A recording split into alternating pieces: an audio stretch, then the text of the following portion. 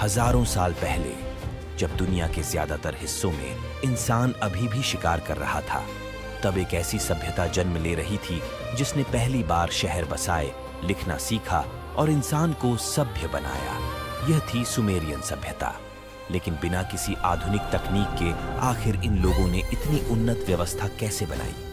उन्होंने अचानक लिखना कैसे सीख लिया? इनकी रोजमर्रा की जिंदगी कैसी थी? ये लोग क्या खाते थे, कैसे रहते थे? और सबसे हैरान करने वाली बात, इनकी कुछ ऐसी प्रथाएं थीं जिन्हें जानकर आप चौंक जाएंगे। इन्हीं रहस्यों को जानने के लिए वीडियो को अंत तक जरूर देखिएगा।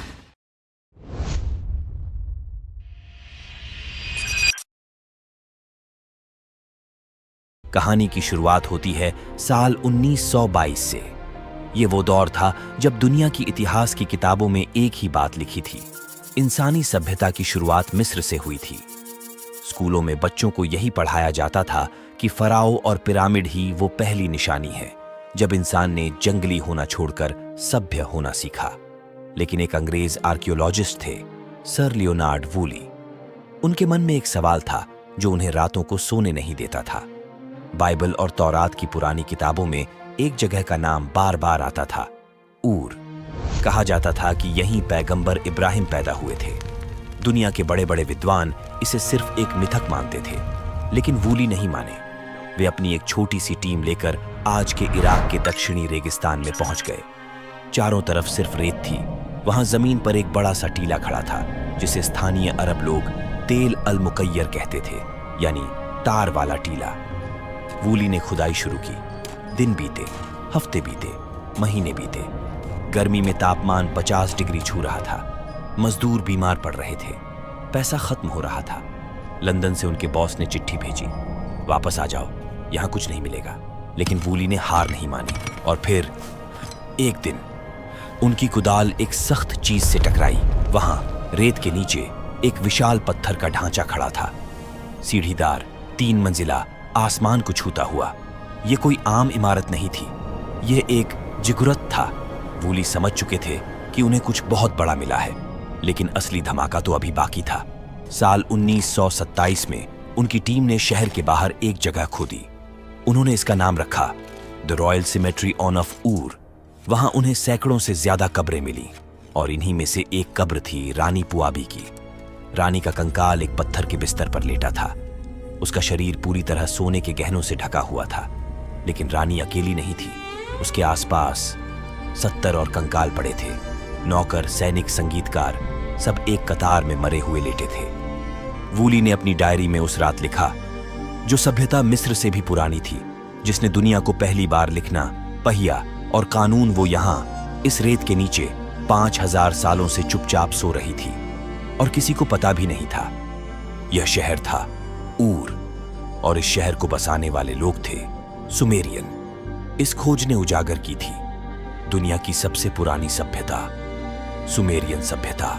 जब यूरोप के लोग गुफाओं में जानवरों की खाल पहन रहे थे, जब बाकी दुनिया पत्थर के हथियारों से शिकार कर रही थी, उसी वक्त इराक के इस रेगिस्तान में सुमेरियन लोग आसमान को छूने वाली इमारतें बना रहे थे। इसीलिए इतिहासकार इन्हें कहते हैं द क्रेडल ऑफ सिविलाइजेशन, यानी सभ्यता का पालना।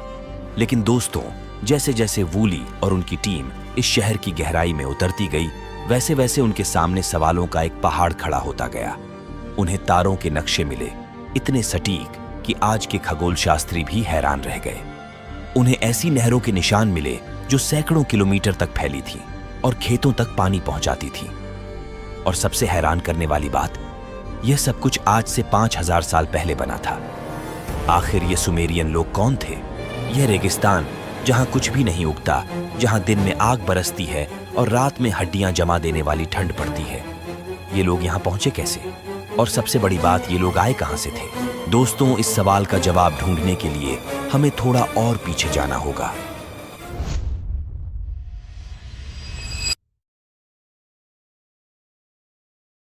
लगभग 7000 साल पहले ये वो समय था जब आज का इराक बिल्कुल अलग दिखता था।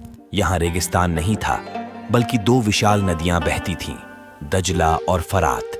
ये नदियां तुर्की के पहाड़ों से निकलती थीं और बहते बहते अरब की खाड़ी तक पहुंचती थीं। लेकिन एक बात समझना जरूरी है, ये जगह कोई स्वर्ग नहीं थी।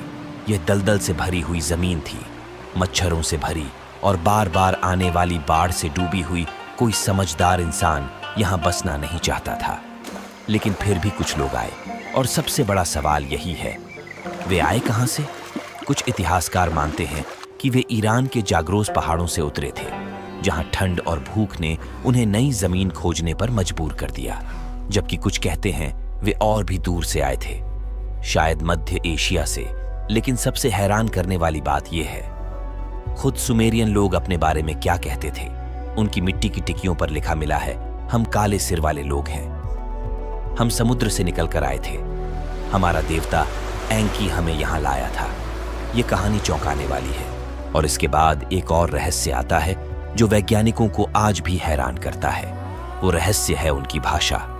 दोस्तों, दुनिया की ज्यादातर लैंग्वेज एक दूसरे से जुड़ी हुई है, लेकिन सुमेरियन लैंग्वेज, यह लैंग्वेज दुनिया के किसी भी जाने पहचाने परिवार से मेल नहीं खाती। ये ऐसी भाषा है जैसे यह अचानक आसमान से टपकी हो। भाषा विज्ञानी इसे लैंग्वेज आइसोलेट कहते हैं, लेकिन जो भी हो, ये लोग यहां पहुंच चुके थे और उनके सामने एक बहुत बड़ी चुनौती थी। खाना कहां से आएगा? जमीन तो उपजाऊ थी, लेकिन बारिश न के बराबर होती थी। नदियां थीं, लेकिन वे खेतों से बहुत दूर बहती थीं, और जब बाढ़ आती तो सब कुछ बहा ले जाती। इसीलिए उन्होंने फावड़े उठाए और नदी से कैनाल खोदनी शुरू कर दी। उन्होंने पानी को मोड़ा, रोका और सूखे खेतों तक पहुंचाया। यह दुनिया की पहली सिंचाई प्रणाली थी और इसने चमत्कार कर दिया। जहां पहले कुछ नहीं उगता था, वहां अब गेहूं की फसलें लहलहाने लगीं। जौ के खेत दूर दूर तक फैल गए। खजूर के पेड़ नदियों के किनारे उग आए। मछलियों से नहरें भर गईं। एक परिवार अब इतना खाना उगा सकता था कि 10 परिवारों का पेट भर जाए। और यहीं से असली बदलाव शुरू हुआ। जब खाना ज्यादा होने लगा तो लोगों को अब हर वक्त खेतों में काम नहीं करना पड़ता था। कुछ लोग कुम्हार बन गए, मिट्टी के बर्तन बनाने लगे। कुछ लोग बुनकर बन गए, कपड़ा बनाने लगे। कुछ लोग व्यापारी बन गए, सामान बेचने खरीदने लगे। कुछ लोग पुजारी बन गए, आसमान को पढ़ने लगे। पहले जहां सब लोग सिर्फ किसान थे, अब अलग अलग काम करने वाले लोग थे। और जब इतने अलग अलग लोग एक जगह रहने लगे तो गांव अपने आप बड़े होते चले गए। छोटी झोपड़ियों ईंटों के घरों में बदल गईं। टेढ़ी मेढ़ी पगडंडियां सीधी सड़कों में बदल गईं। और फिर एक दिन उस जगह पर दुनिया का पहला शहर खड़ा हो गया। उसका नाम था एरिडू। सुमेरियन लोग कहते थे, एरिडू वो शहर है जहां स्वर्ग से राजा उतरे थे। उनके लिए यह सिर्फ एक शहर नहीं था, यह उनकी दुनिया का केंद्र था।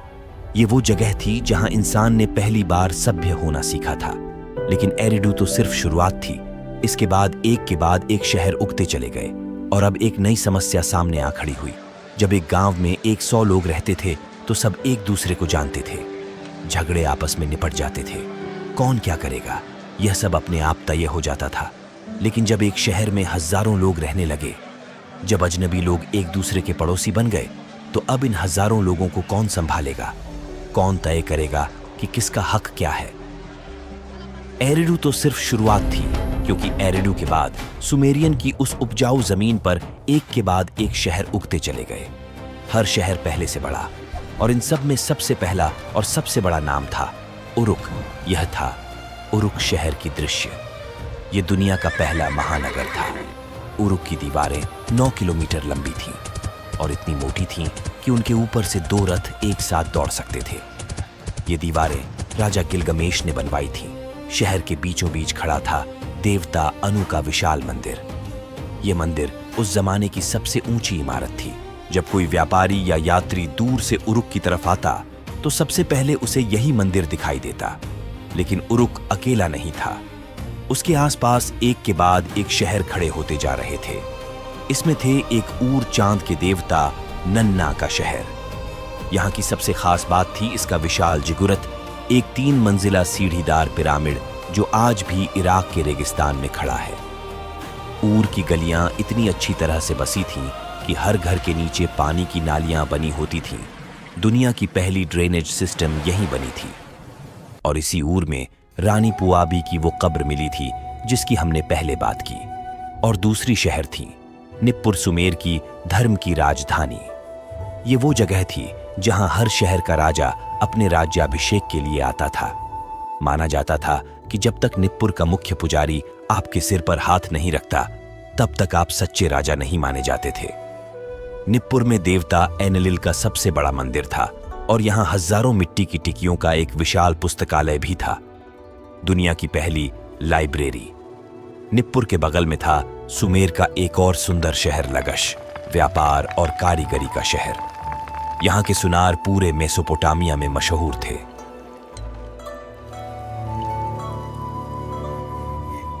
लगश की सबसे खास बात थी इसकी सीधी सड़कें, आज की किसी भी आधुनिक शहर की तरह ग्रिड पैटर्न में बनी हुई। और यहां एक खास इमारत थी, दुनिया का पहला अनाज भंडार, जहां सालों तक अनाज खराब हुए बिना रखा जा सकता था। दोस्तों, ये सारे शहर एक दूसरे के पड़ोसी थे, लेकिन ये एक देश नहीं थे। हर शहर अपने आप में एक अलग दुनिया थी। हर शहर का अपना राजा था। इस पूरे सिस्टम को इतिहासकार कहते हैं, सिटी स्टेट सिस्टम कहते हैं। और अब सवाल यह है, इन शहरों पर राज कौन करता था? शुरुआत में राजा नहीं होते थे। शहर को चलाने का काम पुजारियों के हाथ में था। मंदिर ही सरकार था। पुजारी ही टैक्स वसूलते थे, फैसले लेते थे। लेकिन जब शहरों के बीच लड़ाइयां शुरू हुई तो पुजारी यह काम नहीं कर पा रहे थे, क्योंकि युद्ध के लिए चाहिए था एक योद्धा, एक ऐसा आदमी जो तलवार चला सके, सेना को हुक्म दे सके। तो लोगों ने एक नया पद बनाया, लुगल, यानी बड़ा आदमी। और इसी तरह दुनिया के पहले राजा की शुरुआत हुई। कहा जाता है कि आज से लगभग 4800 साल पहले इताना नाम का एक राजा हुआ। सुमेरियन कहानियों में लिखा है, वो पहला राजा था जिसने अलग अलग शहरों को एक किया। फिर आता है एक और नाम, इयनटम लक्ष का राजा। ये वो आदमी था जिसने पहली बार पड़ोसी शहर उम्मा पर हमला करके उसे जीत लिया था। उसकी जीत की कहानी एक पत्थर के स्तंभ पर खुदी हुई मिली है, जिसे कहते हैं स्टेले ऑफ द वल्चर्स। इस पत्थर पर एक भयानक दृश्य खुदा है, जंग का मैदान, बिखरी हुई लाशें। ये दुनिया की पहली वॉर मेमोरियल है। और फिर सुमेरियन इतिहास का सबसे खतरनाक राजा आया। सरगोन ओन ऑफ अक्कड़ कहानी कहती है, वो एक पुजारिन का बेटा था जिसे जन्म के बाद नदी में बहा दिया गया। वो टोकरी बहती बहती एक माली के पास पहुंची। उस माली ने उसे पाला। सरगोन एक गरीब बच्चे की तरह बड़ा हुआ, लेकिन उसकी आंखों में कुछ और ही चमक थी। वो धीरे धीरे राजा का प्याला पकड़ने वाला बना, फिर सेनापति। और फिर एक दिन उसने अपने राजा को गद्दी से उतार दिया। उसने अपनी सेना उठाई और एक एक करके सुमेर के सारे शहर राज्यों को अपने कब्जे में ले लिया। एक माली का बेटा दुनिया का पहला सम्राट बन गया।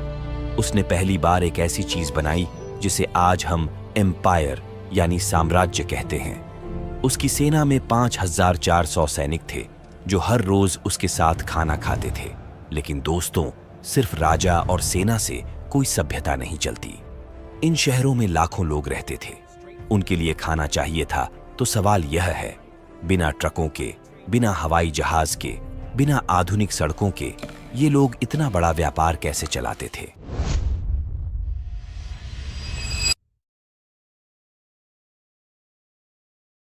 दोस्तों, अब तक हमने देखा कि सुमेरियन लोगों ने शहर बसाए, राजा बनाए और दीवारें खड़ी की। लेकिन उनकी असली कमाल की बात उनकी तकनीक थी। सुमेरियन लोगों ने दुनिया का पहला हल बनाया, और सिर्फ साधारण हल नहीं, उन्होंने एक ऐसा हल बनाया जो जमीन भी जोतता था और साथ साथ बीज भी बो देता था। यानी आज के सीडर मशीन का बाबा दादा 5000 साल पहले एक सुमेरियन किसान के हाथ में था। उन्होंने जमीन की उर्वरता बचाने के लिए एक तरकीब निकाली। एक साल खेत में फसल उगाते और अगले साल उसे खाली छोड़ देते, ताकि जमीन अपनी ताकत वापस पा सके। आज इसे क्रॉप रोटेशन कहते हैं। जब अनाज जरूरत से ज्यादा होने लगा तो उसे फूड सरप्लस कहा गया। लेकिन इसके साथ एक नई समस्या आई। जब अनाज जरूरत से ज्यादा हो गया तो उसका करें क्या? इतना सारा गेहूं, इतना सारा जौ, इतनी सारी खजूर गोदामों में रखो तो कहां तक रखो? और यहीं से जन्म हुआ दुनिया के पहले ट्रेड का। सुमेरियन लोग अपना अनाज दूर दूर के देशों में भेजने लगे। उन्हें तांबा चाहिए था, वो ओमान से आता था। उन्हें चांदी चाहिए थी, वो तुर्की के पहाड़ों से आती थी।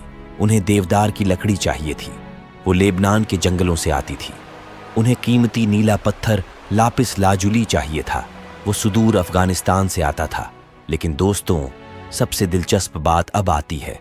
सुमेरियन लोगों की मिट्टी की टिकियों पर एक नाम बार बार मिलता है, मेलुहा।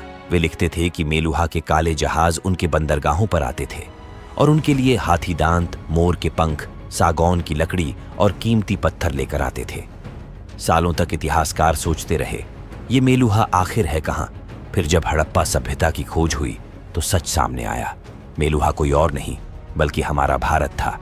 लेकिन इतना बड़ा व्यापार बिना एक चीज के नामुमकिन था, और वो थी ट्रांसपोर्ट। और यही सुमेरियन लोगों ने दुनिया को दिया, पहिया। करीब 3500 ईसा पूर्व एक कुम्हार ने पहली बार लकड़ी के गोल टुकड़े को घुमाया। पहले इससे बर्तन बने, फिर किसी ने सोचा इसे गाड़ी में क्यों न लगाया जाए, और यहीं से बनी दुनिया की पहली बैलगाड़ी। अब जो काम 10 लोग मिलकर करते थे वो एक बैल करने लगा। जो सफर हफ्तों में होता था वो अब दिनों में होने लगा। यह थी दुनिया की पहली ट्रांसपोर्ट क्रांति। लेकिन इतना सारा व्यापार, इतना अनाज, इतनी गाड़ियां, इन सब का हिसाब कौन रखेगा? और एक दिन उरुक के एक मंदिर में बैठे एक पुजारी ने एक गीली मिट्टी की टिकिया उठाई। उसने एक नुकीली लकड़ी से उस पर कुछ निशान बनाए। इस लिखाई का नाम था क्यूनिफॉर्म। ये दुनिया की सबसे पहली लिखाई थी। पहले इसका इस्तेमाल सिर्फ हिसाब किताब के लिए होता था, किसने कितना अनाज दिया, कौन कितना उधार है। लेकिन धीरे धीरे लोगों ने इसमें कानून लिखने शुरू किए, फैसले लिखने शुरू किए, चिट्ठियां लिखनी शुरू की। और एक दिन इसी लिपि में दुनिया की पहली कविता और पहली कहानी भी लिखी गई। यही था सुमेर का असली इंजन। यही वो ताकत थी जिसने एक रेगिस्तान को सभ्यता बना दिया। लेकिन दोस्तों, इन शहरों में रहने वाले लाखों लोग कौन थे? वो कैसे जीते थे? उनके घर कैसे थे? उनका खाना क्या था? सबसे पहले बात करते हैं समाज की। सुमेरियन समाज एक पिरामिड की तरह था। सबसे ऊपर राजा और पुजारी, फिर व्यापारी, जमींदार और सैनिक। उनके नीचे आम लोग, किसान, कारीगर, कुम्हार और सबसे नीचे गुलाम। अब देखते हैं एक आम सुमेरियन का दिन। सूरज उगने से पहले ही शहर जाग जाता था। औरतें सबसे पहले उठतीं और चूल्हा जलातीं। नाश्ते में जौ की दलिया, खजूर और दूध। मर्द काम पर निकलते, कोई खेत में, कोई बाजार में, कोई मंदिर में। बच्चों की दुनिया भी अलग थी। अमीर बच्चों को शिक्षा मिलती, गरीब बच्चे काम सीखते। दोपहर में सब साथ खाना खाते, रोटी, मछली, सब्जी। और रात को परिवार छत पर बैठता, जहां कहानियां सुनाई जाती, देवताओं और रहस्यों की। अब बात करते हैं उनके कपड़ों और जीवन शैली की।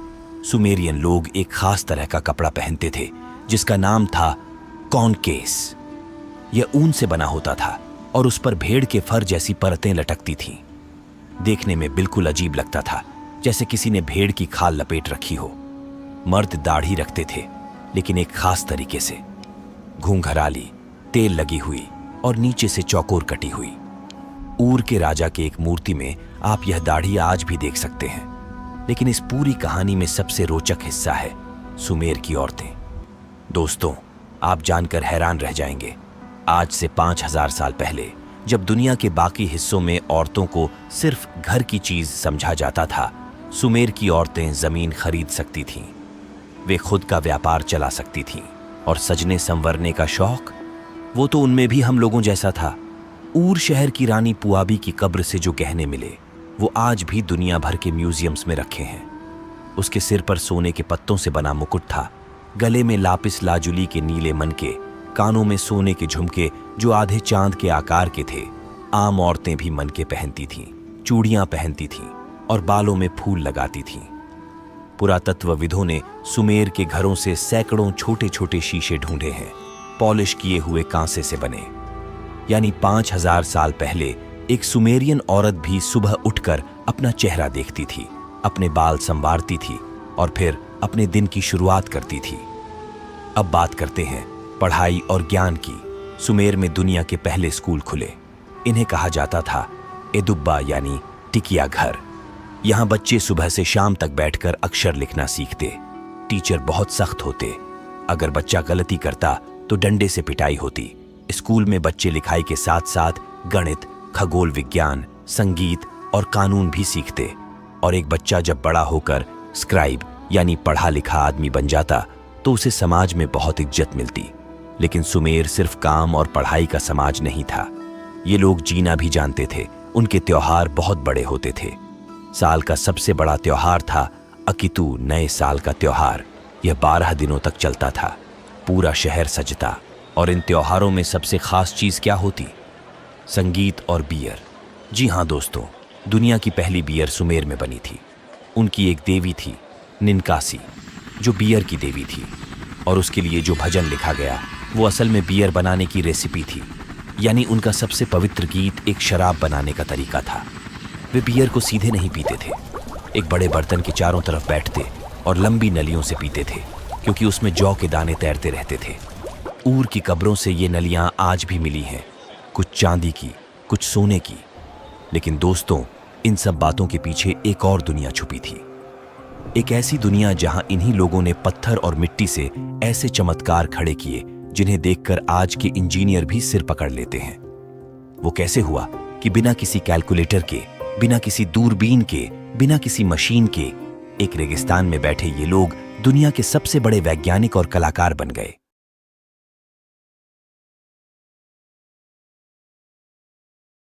दोस्तों, मेसोपोटामिया की जमीन एकदम सपाट थी। यहां कोई पहाड़ नहीं, कोई पत्थर की खदान नहीं, सिर्फ मिट्टी, पानी और रेत। तो उन्होंने क्या किया?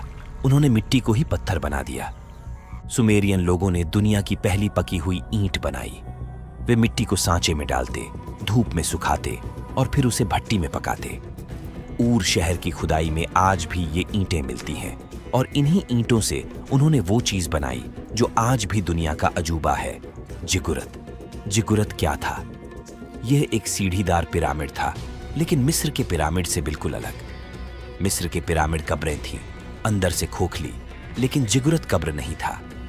यह स्वर्ग की सीढ़ी था, एक ऐसी जगह जहां इंसान देवताओं से मिलने जाता था। ऊर का सबसे मशहूर जिगुरत आज भी इराक के रेगिस्तान में खड़ा है।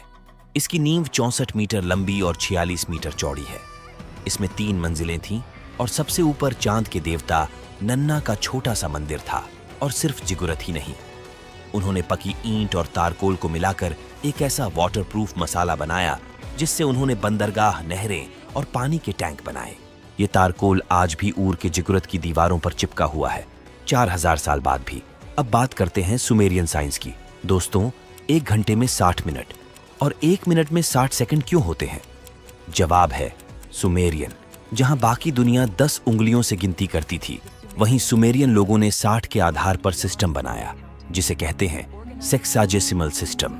और हैरानी की बात यह है कि 5000 साल बाद भी ये सिस्टम आज आपकी घड़ी में जिंदा है। लेकिन इससे भी ज्यादा कमाल था उनका आसमान को समझना। सुमेरियन पुजारी रात में मंदिरों की छत पर चढ़कर घंटों तारों को देखते थे। उन्होंने तारों को समूहों में बांटा। 12 राशियां, यानी आज जो आपकी कुंडली में राशियां हैं, उनकी शुरुआत भी यहीं से हुई थी। सोचिए, बिना दूरबीन, बिना मशीन, सिर्फ अपनी आंखों से उन्होंने आसमान को पढ़ लिया था। और गणित में भी सुमेरियन लोग कमाल के थे। पुरातत्वविदों को एक मिट्टी की टिकिया मिली, प्लिम्पटन 322। ये लगभग 1800 ईसा पूर्व की है और इसमें त्रिकोणमिति जैसे सवाल लिखे हैं। यानी जो पाइथागोरस का नियम यूनान में बहुत बाद में बताया गया, उसे सुमेरियन लोग पहले से जानते थे। अब बात करते हैं कला की। सुमेरियन लोग सिर्फ वैज्ञानिक नहीं थे, वे कलाकार भी थे। इसका सबसे बड़ा सबूत है स्टैंडर्ड ऑन ऑफ ऊर। ये एक छोटी लकड़ी की पट्टिका है जिस पर इतनी बारीक नक्काशी है कि आज भी लोग हैरान रह जाते हैं। एक तरफ शांति का दृश्य, राजा दरबार में बैठा है, संगीत बज रहा है, मवेशी लाए जा रहे हैं, और दूसरी तरफ युद्ध, रथ दुश्मनों को कुचल रहे हैं, सैनिक लड़ रहे हैं। लेकिन दोस्तों, इन सब के पीछे एक और ताकत काम कर रही थी, एक ऐसी आस्था जिसके लिए वे जिगुरत बनाते थे, तारों को गिनते थे और देवताओं को चढ़ावा चढ़ाते थे। वो कौन सी ताकत थी? वो कौन से देवता थे जिनके लिए सुमेरियन लोग जीते और मरते थे?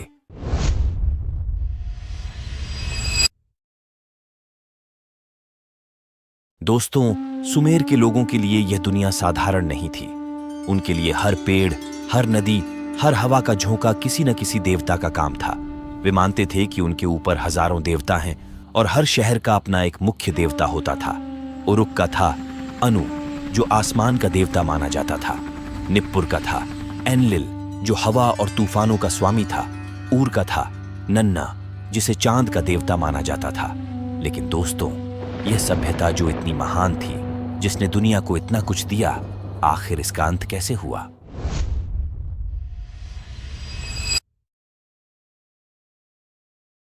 आज से लगभग 4300 साल पहले सरगोन का बनाया हुआ अक्कादी साम्राज्य अपने चरम पर था।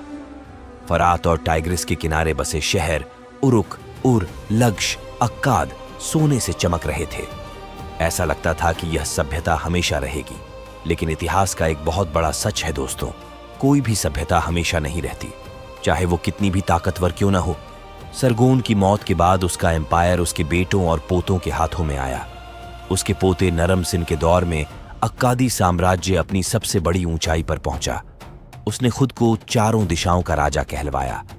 इतना ही नहीं, वो खुद को एक देवता घोषित करने वाला पहला मेसोपोटामियाई राजा बना। लेकिन शायद यही उसका सबसे बड़ा गुनाह था। सुमेरियन लोग मानते थे कि देवताओं का अपमान करने वाला राजा अपने साथ पूरे साम्राज्य को डुबो देता है, और उसी दौर में कुदरत ने भी कुछ ऐसा खेल खेला जिसने इस बात को सच साबित कर दिया। आज से लगभग 4200 साल पहले धरती पर एक भयानक चीज हुई। वैज्ञानिक इसे आज 4.2 किलोयर इवेंट कहते हैं। मौसम अचानक बदल गया, बारिश गायब हो गई, आसमान महीनों सालों तक सूखा रहा। इसका सबूत आज भी मौजूद है।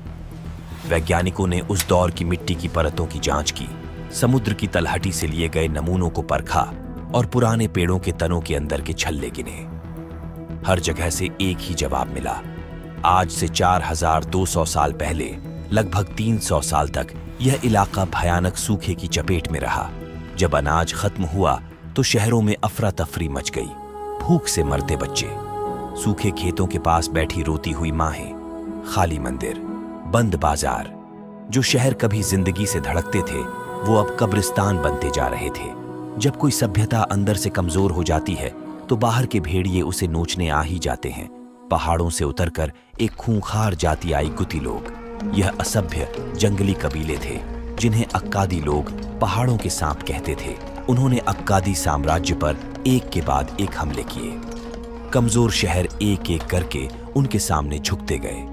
आज तक हजारों सालों की खुदाई के बाद भी वैज्ञानिक यह नहीं ढूंढ पाए हैं कि अक्काद शहर कहां था।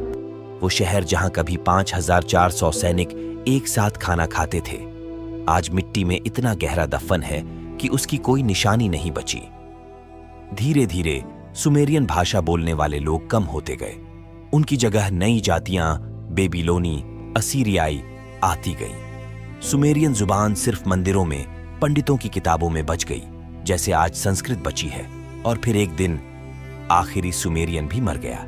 जो सभ्यता पहले पहिया लाई थी, पहली लिपि लाई थी, पहले शहर बनाए थे, पहली कविताएं लिखी थीं, वो हजारों सालों के लिए मिट्टी के नीचे दफन हो गई। दोस्तों, ये डॉक्यूमेंट्री आपको कैसी लगी और आपका अगला डॉक्यूमेंट्री किस टॉपिक पर होना चाहिए, यूं कमेंट में लिखिए। और यह भी बताएं कि आप यह वीडियो किस राज्य से देख रहे हैं और आपका शुभ नाम क्या है।